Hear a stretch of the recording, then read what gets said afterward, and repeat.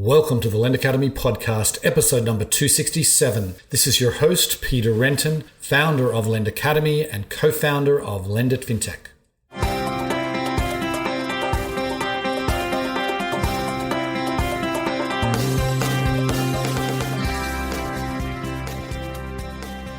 Today's episode is sponsored by Lend It Fintech Digital, the new online community for financial services innovators. Today's challenges are extraordinary, with the upheaval affecting all areas of finance. More than ever before, we need to come together as an industry to learn from each other and make sense of this new world. Join Lend It Fintech Digital to connect and learn all year long from your peers and from the fintech experts. Sign up today at digital.lendit.com.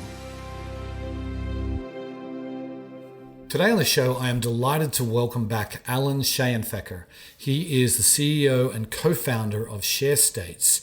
Now, Sharestates is a real estate platform. They've been around for a few years. I last interviewed Alan back in 2016 and wanted to get him back on because obviously a lot has changed since then. And I wanted to sort of see how Sharestates has handled the changes this year. They've done a pretty good job, I think, in really navigating the storm. We talk about that in some depth. We talk about how they adjusted their staffing, how they adjusted their marketing, and how the investors have performed and which types of investors have really stayed the course. We talk about their loan portfolio and what's happening there, the impact on their borrowers. We talk about sourcing deals and what he is excited for about what's coming down the tracks. So it was a fascinating interview. Hope you enjoy the show. Welcome back to the podcast, Alan. Thank you, Peter. Thanks for having me. Of course. So it's been 4 years since we last chatted on the show, and I know a lot has happened, but maybe before we get started, for those listeners that don't know Sharestates well, why don't you just share how you describe the company today? Sure. So Sharestates is a business purpose mortgage loan marketplace platform. So we essentially have created a marketplace for borrowers and real estate speculators to come online, submit loan applications, handle their loan application and loan sourcing needs completely digitally. And once that loan is actually underwritten and closed by our system, we then make that loan available via our investor marketplace to both whole loan institutional investors as well as individual retail investors and smaller institutions for syndicated investments. Right. Okay. And what geographic footprint are you working in today? We have lent in a total of about 34 or 35 states with a heavier concentration in the Northeast, New York, New Jersey metro markets. Right. All right. Okay. So then maybe you can just take us through the developments in the company. I want to sort of do this in two segments. So, we chatted 4 years ago, and obviously I'll link to that in the show notes. And take us through sort of the developments of Sharestates through the beginning of this year. Sure. So when we first launched this business, we came at it from a slightly different angle than everybody else. We were not finance guys. We were not technology guys. We came from a real estate background and more specifically a title insurance background. So going back to 2015 when we first launched, we had a pretty robust database of speculators and developers that we used essentially as a springboard to launch the business, which enabled us to do a couple of things really quickly, and enabled us to get to profitability relatively quickly, which kept us from having to go down the VC private equity route of raising capital to grow the business, allowed us to control and grow the business the way we wanted to.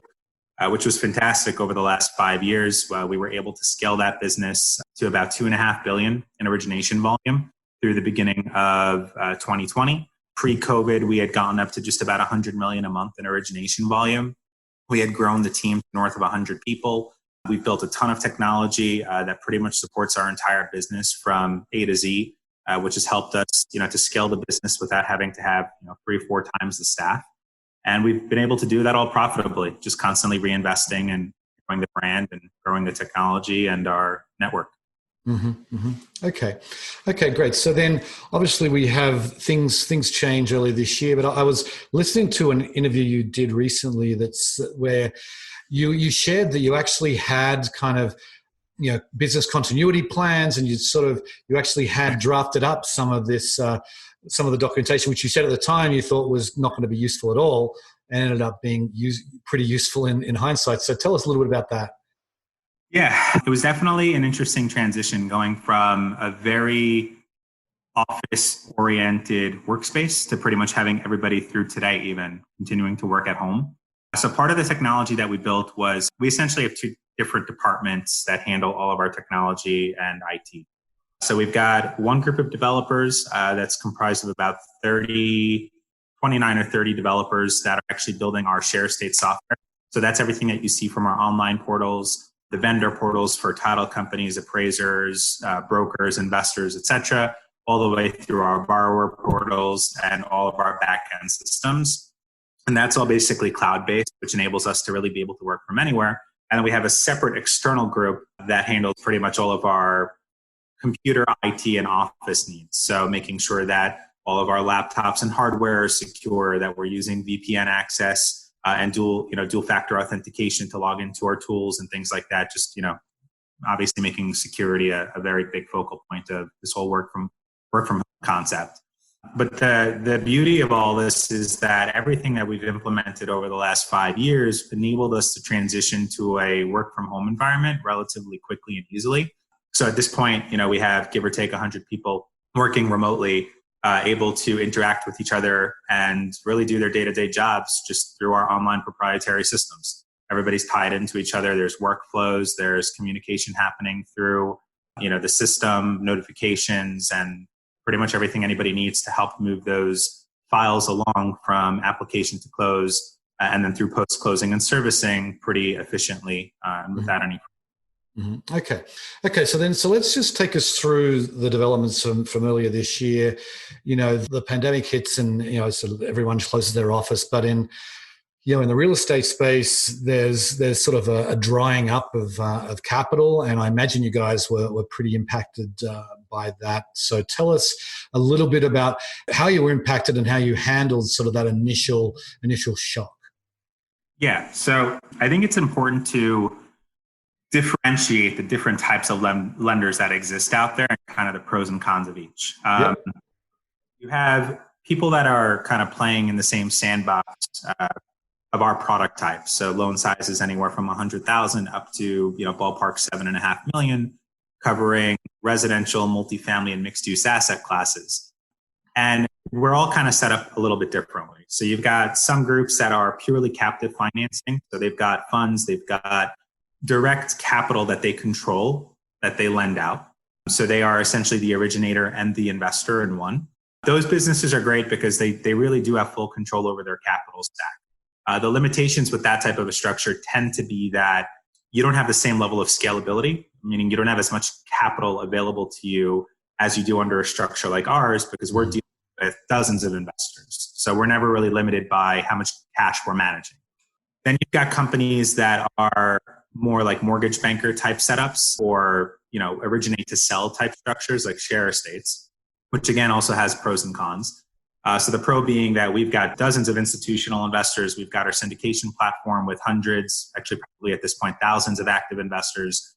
And that creates diversification of capital sources. And, we can do hundreds of millions, if not billions of dollars on an annualized basis without having to go out and actually raise more capital. It's much easier to onboard in an existing investor and grow your investor base than have to go out and set up a whole new structure and actually raise capital. And then within that, you kind of have a subset of originators that are really kind of just selling to one or two counterparties, maybe three counterparties. They might have a right of first refusal or some of strategic investment by the counterparty that they're selling loans to, which again kind of takes you back to limiting your capital sources and in some cases could limit your flexibility. Or what we saw earlier this year, you have an originator that's really beholden to a single investor. If that investor decides to push pause or shut down, your business is shutting down with them for however long that may be. We kind of sit somewhere in the middle. So we don't have direct capital that we control for the purposes of balance sheeting loans long term, but we do have a balance sheet that's in the tens of millions. We do have warehouse lines that collectively bring us up north of 100 million in actual balance sheet capital. And then we also have a very robust list of investors that we sell those loans to on a forward flow basis. What that allows us to do is kind of get the scalability piece while still having control and capital that we have discretion with. And then at the same time, for example, in COVID, where many of those investors had to temporarily push pause and focus on asset management, because we had diversified those capital sources, we didn't go completely dry. We definitely felt it. We saw different types of investors react in different ways. The thesis that we had kind of grown our business on was if you diversify capital sources, you should be able to survive a downturn because the likelihood of everybody turning off at the same time, is more remote than if you're beholden to, one or two investors. That's basically what happened. We had, probably about a 60 to 70% decrease in overall capital availability from our institutional partners. But the syndication side of the platform and the smaller unleveraged institutions continued to actually invest through the COVID pandemic, supporting existing loans, funding draws, and even funding transactions. Yeah, that's interesting to me. So because you've got individuals that are making their own decisions and that have been with you for a while in many cases. What you're saying is those people really stayed with you and just kept, because a lot of this is just reinvesting. It sort of turns over fairly quickly. So was that group much more sticky than the institutional group? Yeah. So what I would say is the smaller institutions, the fractional investors and the high net worth accredited investors were actually stickier than the larger institutions. Right. I've learned through this experience that it's not the relationship that's controlling that. It's the capital structure and capital source that's controlling that. So what I mean by that is, everybody thinks that you get into bed with larger institutions and that means scalability. And that's true. It does, but it's not sticky capital, and it doesn't matter, what that relationship looks like. You could be best friends with a portfolio manager that's, in charge of the day to day and, what loans they're buying, what they're investing in. But at the end of the day, the overall, fund or institutional organization has other levers and limitations that they need to be concerned with. So these larger institutions, by and large, have leverage. They go to a Goldman Sachs, a Morgan Stanley, a Credit Suisse, other leverage providers. They have warehouse lines. They're levered up, 5-to-1, 6-to-1, 4-to-1, whatever their leverage is. And their ability to invest is directly tied to their cash availability from these warehouse lenders. Right. Or they could be reliant on the securitization market as an exit. When those things kind of froze up in March, April, where you had, warehouse lenders doing margin calls, you could have had repo facilities where they're technically non-committed lines and they just freeze the line so you can't draw on it anymore. Or, the securitization market blew up, then those institutional investors are basically stuck. They can't do anything. It's not their fault. It's just the nature of their capital structure. Whereas the smaller unlevered institutions that are investing what I call pure equity, or individual investors that might be investing $5, $10, $15, $20,000 a deal, that's their capital. They have discretion. They're not reliant on leverage, and they can continue to invest. Right. So what about the other side of the marketplace, the borrowers who, Did demand kind of continue throughout? I mean, how did the demand for deals kind of change over the course of the pandemic? Yeah. So again, break it out into two buckets. So you've got like your hopper, which is a guy who's got a day job and might do one or two, fix and flip projects or one real estate a year, if even that often. And then separately, you have your seasoned speculators, developers that are doing, half a dozen projects a year. We saw the less experienced hobby developers slow down for fear. We saw the more seasoned speculators, developers actually dive in deeper because they see this as an opportunity. They see stress in the market. They see people that might be out of a job, that might be looking to sell their home, stress situations that are an opportunity for them to make money. Second to that, the overall pie, the size of the lender community shrunk overnight drastically. Right. I mean, I don't have any way to quantify that, but, this is just a random number, but I'd say probably 90% of lenders just kind of shut down overnight, not permanently, but temporarily, to see what the market was going to do as a result of, that institutional capital issue. That for us made the pie smaller, but we were one of the few lenders that was still active. So the borrower demand was just exploding, right? Far beyond could even facilitate. So there was a ton of borrower demand, it's supply and demand, right? Ton of borrower demand, less investor demand, which also made the loan programs a little wacky. So the investors that were still active in the space, wanted super low leverage, secure product at 50 LTV and higher coupons, which also just made it a little bit difficult to do business. So some loans were happening, some deals were happening, but the volume of those transactions dropped significantly. Right. Okay, that makes sense. So then, where do we stand today? Do you feel like this has kind of worked through? I mean, are you getting back close to your $100 million a month run rate, or are you still a long way away? We're recording this in the middle of September. How has demand been this month? Yeah, so things have been slowly coming back. Everybody kind of cuts the world into pre-COVID, post-COVID. Right. Not really. We're not post-COVID yet. I mean, the pandemic is still here. I think what's subsided is the panic and the fear over what the market's going to do, which is typically what causes these downward spirals. That fear has subsided. I think people have come to terms with what's happening in the world. People's lives have changed. They've adjusted how they do business. We're in a post-COVID era, but it's still very much part of our lives. That being said, because the panic has subsided, capital has been flowing back into the space very quickly. The securitization markets are back, warehouse lenders are back, so we're starting to see that demand really ramp up pretty quickly. From a credit perspective, because all that capital is pouring back into the space and because we actually have a shortage of product, meaning loans, in the space as a result of everybody temporarily pushing pause over the last 4, 5, 6 months, it's actually pretty much had the direct opposite effect. It's brought where it was pre-COVID, even though we're still in COVID. So what I mean by that is LTVs are pretty much back where they were, borrower experience requirements, FICO requirements, pretty much anything related to credit underwriting is back to where it was pre-COVID as far as we're concerned. There were some lenders out there that were higher on loan to cost and things like that may not be fully back to where they were, but we were ballpark, 5 to 10 points lower than that competition anyway. So as far as our business is concerned, we're pretty much back to where we were.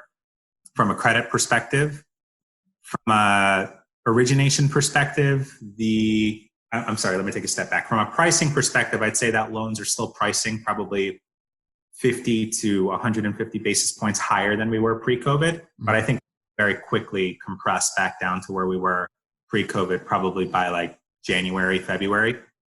And then from a volume perspective, we just started formally taking applications in July.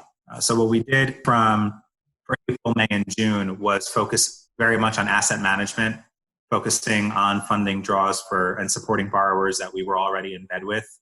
So the loan activity that we did do was really for existing borrowers that we continue to support. Going into July, we opened that back up to taking applications, not just from our existing borrowers, but from new borrowers. And of course, there's roughly a 30-day ramp. So that led us into August, where we closed about 10 million in volume. September, we're looking at probably doing about 20 to 25 million in volume. My goal is by the end of the year to be back up to somewhere around 60, 70 million in volume. I think somewhere towards the end of Q1 or early Q2, we'll be back up to 100 million in volume. But we have to kind of tippy-toe back into that because, as I mentioned, we're still in a COVID era. We don't know what's going to happen.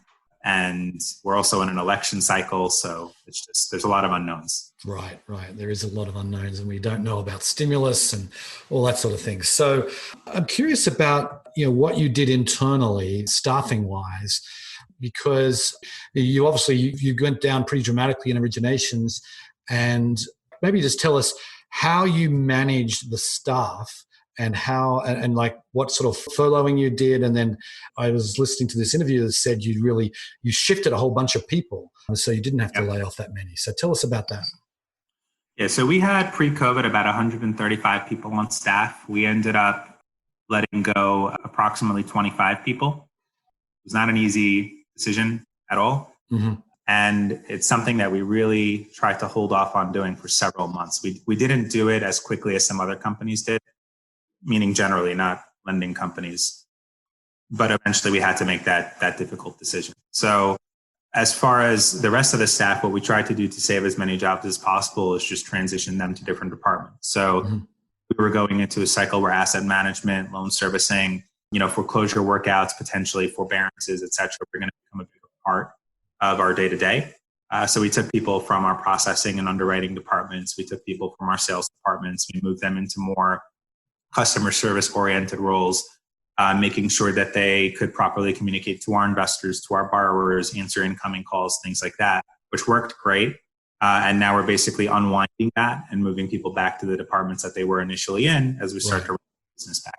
Okay, that's good. That sounds really good. So then, interesting about the performance of your loans, because real estate has been interesting because and real estate's been booming in general. There hasn't been much of a downturn. Obviously, you got rates that have been down, particularly in the home mortgage market, and prices have either maintained or gone up.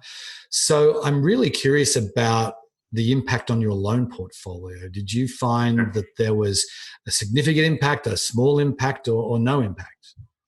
There's definitely a significant impact. It was more short-lived in nature, but there was definitely a significant impact.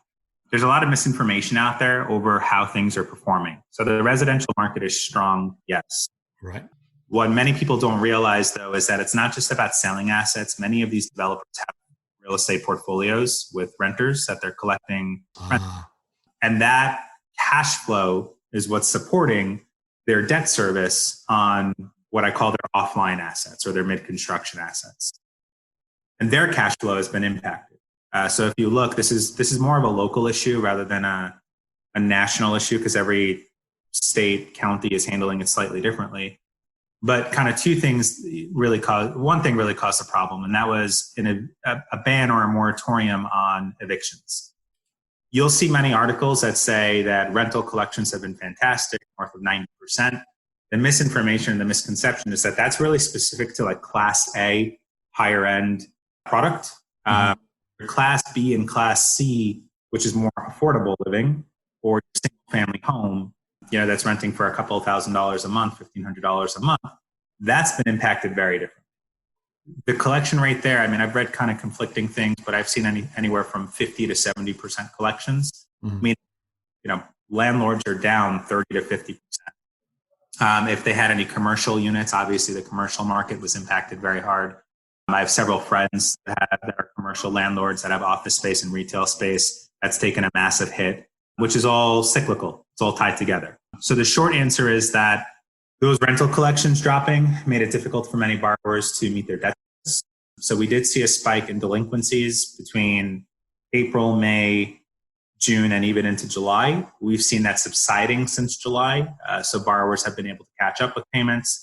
Other borrowers we've been successful in executing some forbearances with, which took a few months or 2 months of back payments, added it to the payoff while reinstating the loan for go-forward payments and workouts, situations like that. Thankfully, we haven't taken a loss on anything as a result of that. And we've been able to work through that, and the performance has come back, thankfully, in a great way. And my expectation is that by the end of October, we'll be back to where we were pre-COVID in terms of collections. So we should have north of a 95% collection rate. Yeah. Okay. But there will. I imagine there'll be some that like I'm just thinking about. The great thing about what you do is that you have an asset and you've got LTVs that are reasonable. So are you finding that you're having to foreclose on some of the borrowers that you've had? Definitely. So some borrowers work with you. Some borrowers think you're their enemy. Right. Are less inclined to work with you. So we will definitely have a subset of borrowers, probably less than 3% of the delinquencies that we're seeing, that will actually end up in foreclosure and stay in foreclosure. There are some borrowers that will start the foreclosure process with. Just keep in mind, again, locally, there are moratoriums on foreclosures in many jurisdictions. Right. So we're almost forced to work out and play nice, which we want to do anyway. But at the same time, we have to protect our investors. So where we can, we're starting those foreclosure actions to apply pressure to the borrowers that are less inclined to work with us. The expectation is that many of those, as we've seen historically, will come out of foreclosure and roll back to a performing status or some sort of a resolution, whether that's selling the property, doing a deed in lieu of foreclosure, whatever shape or form that may take. And we're expecting anywhere from like 2 to 3% of the delinquencies to actually really formally stay in foreclosure and go through foreclosure, which have varied collection timeframes depending on states and what state you're in, geographic location you're in, et cetera. But would your expectation be then for no principal loss in those foreclosure proceedings? Generally, when we stress test our portfolio, that's the expectation. It doesn't always work out that way. So we've been in business for 5.5 years now. We've, of course, had losses. I think on a portfolio measure, we've had about a 50 basis point loss factor while delivering north of a 10.5% average return. So net effective 10% return on the portfolio. You're going to have losses. It's just inevitable. It's an inevitable part of our business, but you also have to look at what's driving those losses sometimes. So we've had scenarios, for example, where we believe that we would be fully made whole on the underlying transaction, but we're looking at a 2.5, 3-year foreclosure timeline. We've an investor on the other side who says, I'd rather take 90 cents on the dollar today than have to wait 2 or 3 years and carry this loan as a default on our books, and that balancing act. So we're sometimes forced into situations where we do have to take a worse deal, but that's our job as servicer in that instance, is to listen to our investor. So some of that, like 50 basis point loss, for example, can be, actually a lot of it could be attributed to kind of those investor forced sale scenarios. Right. Okay, that makes sense. So then when you're sourcing new deals today, you said you're back working with new borrowers. I mean, is the way you're trying to source deals, has that changed over the, since from what you were doing pre-COVID? No, not really. We've never really done a whole lot of online marketing and advertising. Most of our origination volume was coming the old fashioned way.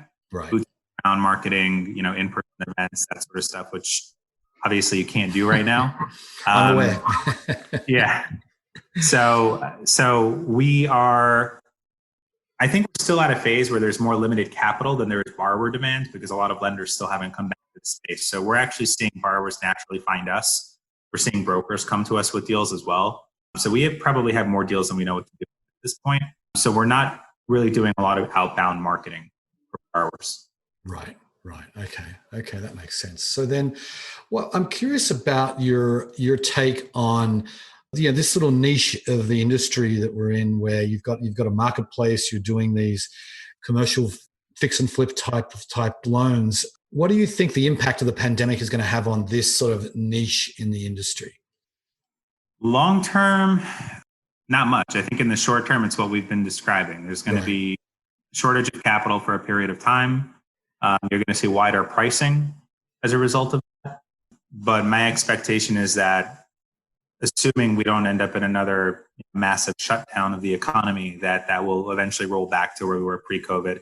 I don't think that lasts. I don't think that change is going to take more than 6 months, 8 months. Right. Okay. So we're almost out of time. So last question then. As you look to 2021, and I'm sure most of us are looking forward to a new year, to have 2020 behind us, what are you excited about? What are your goals for the business for next year? Yeah, so we have a couple of exciting initiatives. So aside from continuing to grow our core business, we have plans to launch an NPL, non-performing loan marketplace, recognizing that there will be defaults that happen as a result of the COVID pandemic.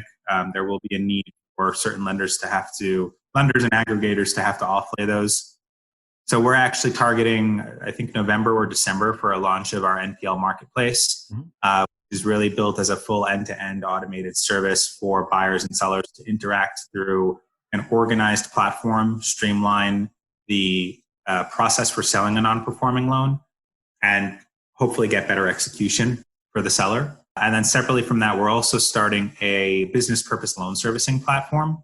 One of the things that we've learned in being in this business, and really in the investor non-QM business for the 30-year mortgage product, is that many of the loan servicers that are out there are servicing consumer mortgage purpose loans as well. So they're kind of shackled and limited in how they service business purpose loans, because their policies and procedures are set up in light of CFPB regulations, consumer regulations, et cetera. And that does not make for a great servicing platform per se for business purpose loans. So we have that as an offshoot as well, which we're excited about launching. Those are two kind of new sister platforms to Sharestates that I think are going to hopefully make a big splash. Very interesting. Well, good luck with that. Alan, it's been great to chat with you again, and best of luck as we all navigate the pandemic. Thank you so much. Appreciate it, Peter. Okay, my pleasure. See ya. It's not surprising to me that that companies like Sharestates really were impacted, by the pandemic. I mean, everyone has been across the lending space in one way or another. But with the thing about real estate that I think is different when you're investing in consumer loans or investing in small business loans, and certainly I find this personally, is that there's definitely a more of a sense of security investing as an individual, because you have that asset that's really backing the loan that can be foreclosed on, and as I said, like, that really is a huge protection, and it's why I continue to like the real estate asset class, in particular this fix and flip asset class, because I think you're getting Alan said, you're getting 10% basically net returns there, which it's hard to get anywhere these days, and certainly I don't expect that would maybe maintain that level all the way through here, but given the fact that they can foreclose on these properties, and it may be a multi-year process, but your principal is obviously it's more protected than it would be in other kinds of investing. Anyway, on that note, I will sign off. I very much appreciate you listening, and I'll catch you next time. Bye. Today's episode was sponsored by Lendit Fintech Digital, the new online community for financial services innovators. Today's challenges are extraordinary, with the upheaval affecting all areas of finance. More than ever before, we need to come together as an industry to learn from each other and make sense of this new world. Join Lendit Fintech Digital to connect and learn all year long from your peers and from the fintech experts. Sign up today at digital.lendit.com.